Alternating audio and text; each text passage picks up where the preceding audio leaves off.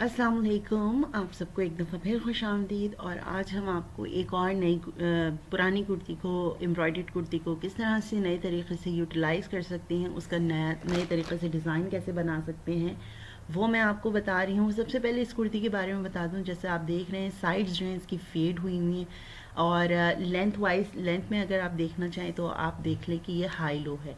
High low इसे नहीं होना चाहिए, क्योंकि जब ये मुझे गिफ्ट किया गया था तो आई स्टिल रिमेम्बर कि ये बिल्कुल स्ट्रेट कुर्ती थी। और हाई लो जो है वो या तो बहुत ज़्यादा वाइड घेर हो, या फ्रॉक्स, पेपलम फ्रॉक्स होती हैं, उन पे ज़्यादा अच्छा लगता है। तो बहरहाल अभी हम सबसे पहले तो हमें ये करना है कि हम इन्हें चारों तरफ से खोल लेंगे, और खोलने के बाद जो है उसके ऊपर फिर हम ड्राफ्टिंग करना शुरू करते हैं और कटिंग करना शुरू करते हैं। मैं जो ये साइज़ बना रही हूँ वो 9 महीने की बच्ची के लिए बना रही हूँ। आप ये मेजरमेंट्स जो हैं वो 6 से लेकर 1 साल तक की बच्ची के लिए यूज़ कर सकते हैं। अब हमने अलग कर लिया है और ये हमारा बैक पीस आ गया है। बैक पीस का कपड़ा प्लेन है, तो मेरी कोशिश ये है कि ये पूरा कपड़ा मैं यूज़ कर लूँ, और जितनी भी इसकी लेंथ है अगर वो मेरी लेंथ में आ जाती है तो ठीक है, नहीं तो हमें इसके अंदर दूसरा कपड़ा ऐड करना पड़ेगा। सबसे पहले आप जब भी कोई पुराना कपड़ा सी रहे हो तो उसे अच्छी तरह से आयरन ज़रूर कर लें, ताकि वो पूरा कपड़ा बैठ जाए, और जो भी जहाँ पे भी फोल्डिंग्स हुई हुई हैं वो सब खुल जाए। अब जो बैक वाला मेरा पोर्शन था इसको मैंने इस तरह से डबल फोल्ड करके और एक दफ़ा फिर फोल्ड कर लिया है, ताकि मेरी लेंथ मुझे पता चल जाए। अब हम मेजर कर लेते हैं कि कितनी लेंथ है, और मेरे पास जो लेंथ बन रही है वो 18 इंचेस बन रही है। मैं बिल्कुल कॉर्नर से लिए, मेरे लिए ये लेंथ बिल्कुल ठीक है। अगर आपको इस लेंथ बढ़ानी हो तो आप कपड़ा इसके अंदर ऐड कर सकते हैं ऊपर की साइड पे, जो इतना विजिबल नहीं होगा, या नीचे बॉर्डर लगा सकते हैं। अच्छा, अब हम स्टिचिंग कटिंग करेंगे। कटिंग बहुत ही ज़्यादा आसान है। अगर आप को मैं बार बार यही बोल रही हूँ, इस तरह का पैटर्न आपने बना के रखा हुआ है। वैसे मैं आपको बता भी देती हूँ कि मैंने मेजरमेंट्स क्या रखी हैं। शोल्डर रखा है 4.5 इंचेस, और जो लंबाई है आर्म होल की, उसकी लेंथ है 4.5 इंचेस। चेस्ट है 6.5 इंचेस।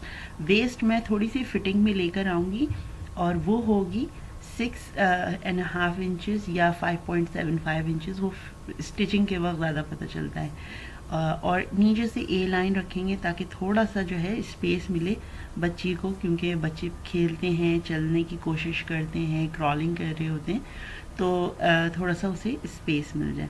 अच्छा,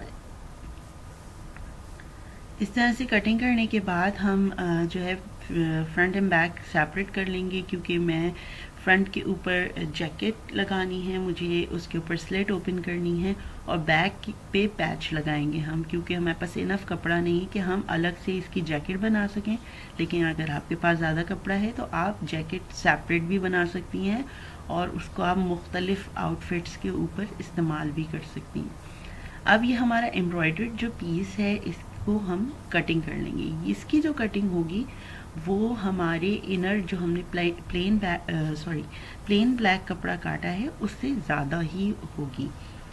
वो हमने रखा था 18 इंच का, और सिलने के बाद वो तकरीबन 17.5 इंच तक रह जाएगा।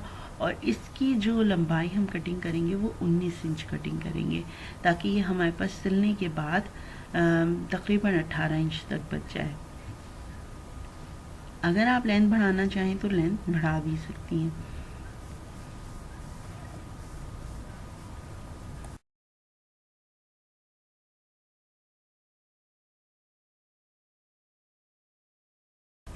साइड से इसके अंदर कपड़ा मैंने 1 इंच बढ़ा के लिया है। उसका रीज़न ये है क्योंकि हम बीच में से स्लिट ओपन करेंगे, और वहाँ पे हमें एक्स्ट्रा कपड़ा चाहिए होगा, क्योंकि हम उसको अंदर की तरफ मोड़ेंगे। और अगर मेरे पास एक्स्ट्रा कपड़ा बच जाएगा तो आखिर में जब मैं फिटिंग करने लगूँगी तो वो एक्स्ट्रा कपड़ा वहाँ पे कटिंग कर देंगे। इस तरह से बीच से इसको ओपन कर लेंगे, और अब इसका गला काटेंगे। जो इसका नेक लाइन बनेगी, गला जो बनेगा वो डीप बनेगा, ताकि अंदर का ब्लैक कपड़ा थोड़ा सा नज़र आए, और अच्छा लगेगा। उस जो लुक आएगा वो एक अच्छा लुक देगा। जैकेट्स थोड़ी सी डीप होती हैं तो ही अच्छी लगती हैं, ताकि वो फिटिंग्स में अच्छी हैं। तो इस तरह से आप रख के देख लें कि आपको कितना डीप चाहिए।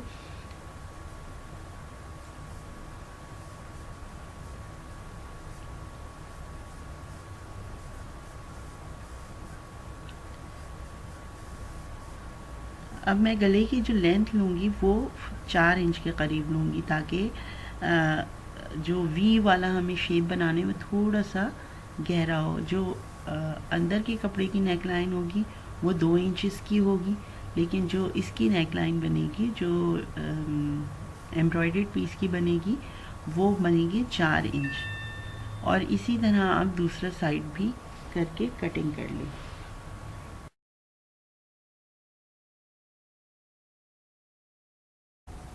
अब हम स्लीव्स कटिंग कर लेते हैं। स्लीव्स की जो लेंथ रखूँगी वो 10 इंचेस होगी, 10 इंच होगी। 10 इंच जो है वो हम नीचे से मोड़ेंगे और कंधों से जो जोड़ेंगे उसका भी इसमें सिलाई का मार्जिन शामिल है। और पहले वाली जो थी वो स्टिचिंग वो मैंने इसीलिए कट की क्योंकि वो ऊंची नीची हो रही थी। इस तरह से आर्म होल ऊपर रख के और आप अपने लिए पैटर्न ड्रॉ कर सकते हैं। आप अगर आपको स्लीव्स वैसे रेगुलरली कटिंग करना नहीं आती। ये टिप्स और इस तरह की ट्रिक्स बताने का मकसद ये है कि जो नए सीने वाले हैं, नए सीखने वाले हैं, उनको आराम से सीना आ जाए। और इस तरह से ये जो आखिर में दामन पे पट्टी लगी थी वो मैं कटिंग कर लूँगी। और जब इसको कटिंग करेंगे हम तो इस तरह से हम इसे जॉइन कर लेंगे स्लीव्स के ऊपर। अब जो बाकी मेरे पास फैब्रिक बचा हुआ है एम्ब्रॉयडरी का, उसे मैं बैक पे किस तरह से यूटिलाइज़ करूं, क्योंकि बैक बिल्कुल प्लेन अच्छी नहीं लगेगी। आप जब एम्ब्रॉयडर्ड कुर्तियां देखें तो उनके पीछे भी थोड़ी बहुत एम्ब्रॉयडरी हुई हुई होती है, दामन बना हुआ होता है।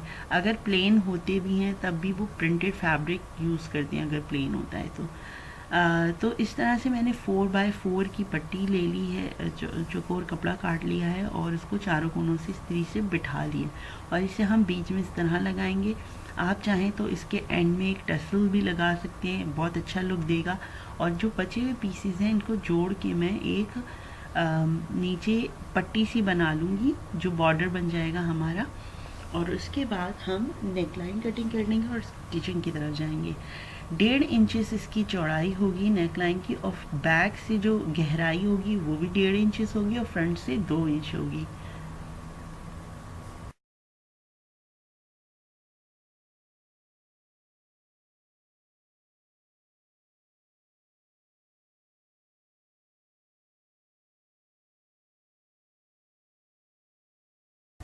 यहाँ हम 2 इंच चौड़ी पट्टी काटेंगे और लंबाई जो है वो यहाँ पे हम इतनी ही लेंगे जितनी हमारी कोट में सिलाई के वक्त ज़रूरत होगी। तो ये जो पट्टियाँ हम काट रहे हैं जब हम अपनी जैकेट के जो फ्रंट है वहाँ पे लगाएंगे इसको कटिंग करके। और फिर मैं आपको बताती हूँ कि नेक्स्ट स्टेप क्या करना है। अब मैंने आपको बताया था फ्रंट पे स्लिट जो ओपन करेंगे वो इस तरह से बटन पट्टी लगा रही हूँ जिसकी लंबाई जो है 5 इंच है अंदर वाली कपड़े की, और चौड़ाई जो है वो 3.5 इंचेस है। मैं जो स्लिट ओपन कर रही हूँ वो 3-3.5 इंचेस के करीब है। इस तरह से वी में इसको सिलाई करेंगे कि आखिर में जो है वो चौकोर ना बने, वी वाला शेप आए। इसके बाद एक तरफ से इसे बाहर की तरफ मोड़ेंगे और एक तरफ से अंदर की तरफ। पहले स्लिट लगा के इसे अंदर की तरफ पूरा कपड़ा कर दूंगी मैं।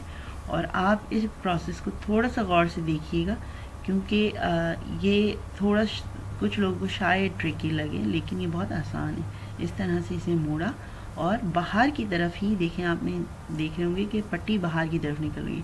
तो एक हमने जो साइड है वो पूरी अंदर की तरफ स्टिच करनी है और एक साइड जो है वो पूरी बाहर, पूरी नहीं आई मीन आधी बाहर की तरफ यूज़ करनी, क्योंकि इस पर हम टच बटन या स्नैप बटन लगाएं तो हमें ओवरलैप करने में आसानी हो।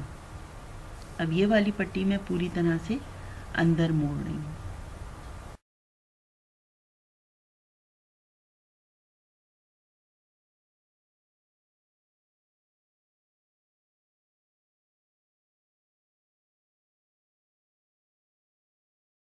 अंदर से मोड़ने के बाद इसे एक दूसरे पर ओवरलैप किया और ये नीचे जो है कुछ इस तरह से इकट्ठा हो गया कपड़ा, तो इसको स्टिच कर लेंगे ताकि, और एक्स्ट्रा कपड़ा कटिंग कर लेंगे। इस तरह से कपड़ा जो है वो जगह से नीचे से हिलेगा नहीं।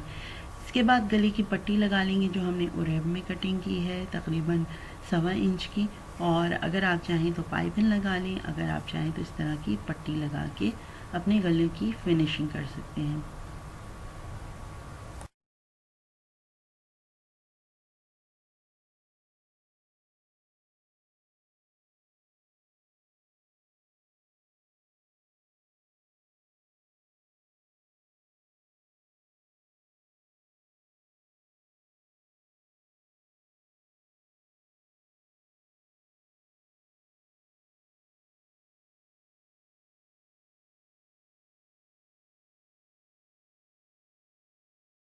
अब ये हमारा जैकेट का फ्रंट साइड है और यहाँ पे भी हम पट्टी को लगा रहे हैं।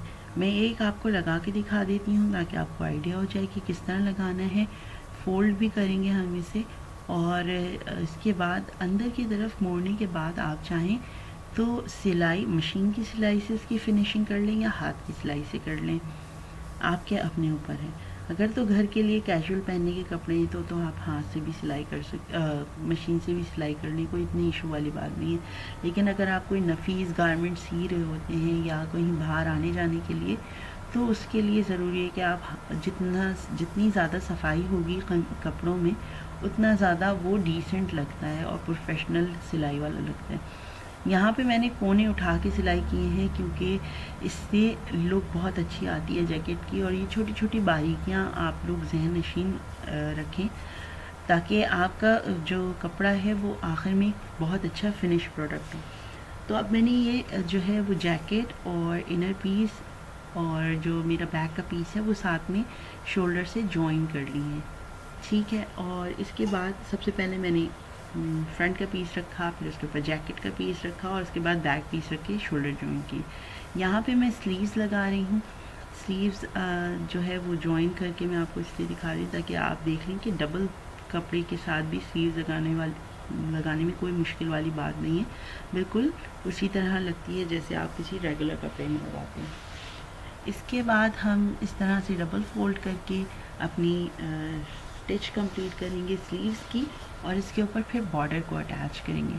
और जब बॉर्डर को अटैच कर लेंगे तो उसके बाद हम फिटिंग कर लेंगे अपनी स्लीव्स की और साइड की। और उसके बाद का जो काम है बैक पे किस तरह मोटिव लगाना है, किस तरह से बॉर्डर अटैच करना है, वो मैं आपको अब दिखाती हूँ।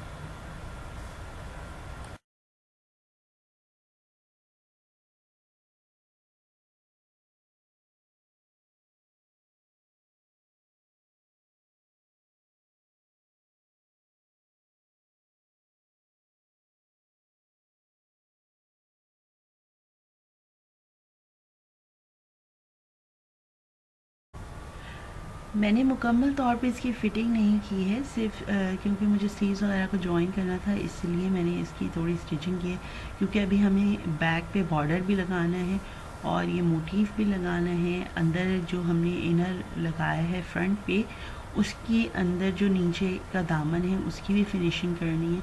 तो वो सारा कुछ करने के बाद हम अपनी कमीज़ को मुकम्मल तौर पे फिटिंग करेंगे। ये इस पॉइंट पे अगर आप चाहें कि देखना कि आप को थोड़ा सा जो है फिटिंग वाला सीना है या लूज़ वाला सीना है ड्रेस, तो आप उस हिसाब से दोबारा से मार्किंग कर सकते हैं।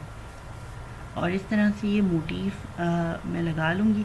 इसके एंड में चाहें तो बिल्कुल आप टसल लगा लें, एक अच्छा लुक आएगा। थोड़ा फैंसी है तो बीच बीच में नग जो छोटे छोटे से कुंदन के मिलते हैं वो लगा लें। यहाँ पे फ्रंट पे मैं हुक एंड आई लगा लूँगी।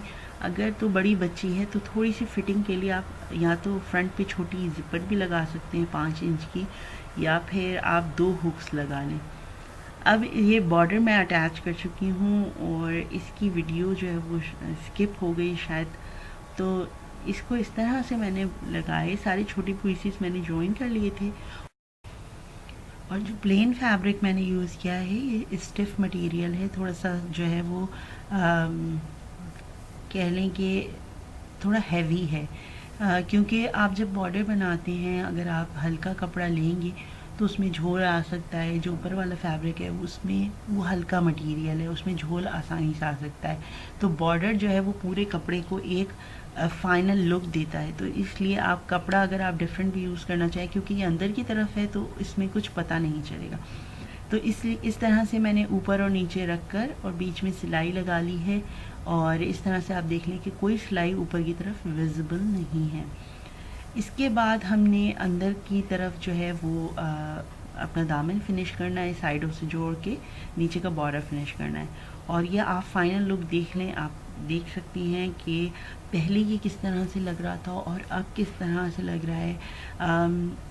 बहुत अच्छी तरह से इसका फाइनल रिज़ल्ट आया है। और यहाँ पे मैंने हुक एंड आई लगा ली है। फ्रंट और बैक का लुक बहुत अच्छा आया है। आप चाहें तो स्टाइलिश सा ट्राउज़र भी अपनी बेटी के लिए सीकर और उसके साथ अटैच करें, एक कंप्लीट आउटफिट लगेगा और लगेगा ही नहीं कि आपने किसी पुरानी कमीज़ से बनाया है। आप इस तरह से कोई प्रोजेक्ट्स बनाते हैं तो प्लीज़ मेरे साथ ज़रूर शेयर करिएगा। हम उसे अपने व्यूअर्स को भी दिखाएंगे और हम अपने इंस्टाग्राम पे भी लगाएंगे। बहुत अच्छा लगेगा आप सबकी क्रिएशंस को देखकर। और आप देख लें, किसी भी पुरानी चीज़ को नई चीज़ में कन्वर्ट करना कोई मुश्किल नहीं है। थोड़ी सी मेहनत ज़रूर लगती है, और लेकिन अगर आप वो मेहनत कर लेंगे तो उस फिर आपको यकीन मानिए वो सब कुछ, जब लोग आप देख के कहते हैं, कॉम्प्लीमेंट्स करते हैं, स्पेशली जब आप अपने हाथों से कुछ अपनी बेटी के लिए पहनाते हैं, वो कंफर्टेबल फील करती तो बहुत अच्छा लगता है। अपना बहुत सारा ख्याल रखिएगा, अपनी दुआओं में ज़रूर याद रखिएगा। इंशाल्लाह फिर मुलाकात होगी। अल्लाह हाफ़िज़।